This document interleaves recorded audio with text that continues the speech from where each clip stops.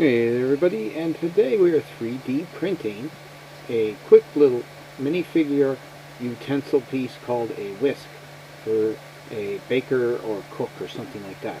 And this is going with one of the sig figs that I am creating.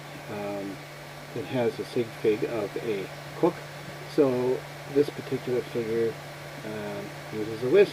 Yeah, so looks pretty neat. And it's printing very well at the super high quality. Only takes about 5 minutes to print it. So there's a little bit of stringing in the center, but that was to be expected. Anyway, easy enough to take out with a knife and trim it up.